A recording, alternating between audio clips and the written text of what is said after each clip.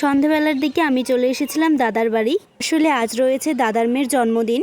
আর এই হচ্ছে birthday girl, সুন্দর করে রেডি হয়ে চলে এসেছে। আর এই যে আমার বড়দি আর মেজদি, আমাকে ছেড়ে যে কি গল্প করছে, আমাকে কিছু বলছেই না। দিকে তো সব লোকজনও চলে এসেছে, তাই প্রকৃতিকে সবাই মিলে আশীর্বাদ করে নিল। তারপর ওর কেক কাটাও শুরু হলো। কেক কাটা কমপ্লিট হওয়ার পর আমরা একটু বসেছিলাম। আর এদিকে দেখো বার্থডে গার্লকে, ওর কাছে আমি একটা চকলেট চেয়েছিলাম, ও না করলো না, সঙ্গে সঙ্গে আমাকে দিয়ে দিল। অন্য কেউ থাকলে কান্না করতো। যাই বলো, এই পুচকিগুলো কিন্তু ভীষণ কিউট। আর এদিকে আরেকজন দাদার মেয়ে এই যে এত দুষ্টুমি করছিল, তাই করে কোথা থেকে সনস্প্রে নিয়ে এসেছিল, তাই ওকে বললাম যা তোর দিদির গালে দিয়ে আই।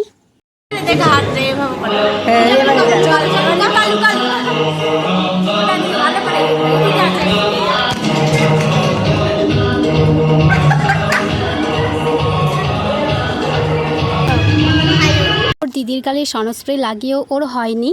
কোথা থেকে ধূপকাঠি নিয়ে এসেছে আর আমাকে বলছে তুমি বেলুনগুলো ফাটিয়ে দাও। তাই আমিও বদমাশি করে বেলুনগুলো ফাটিয়ে দিলাম। বাচ্চাদের সঙ্গে অনেক বদমাশি করার পর আমিও খেতে চলে এসেছি। আর মেনুতে ছিল হচ্ছে ডাল, কাঁঠাল চিংড়ি, স্যালাড আর খাসির মাংস।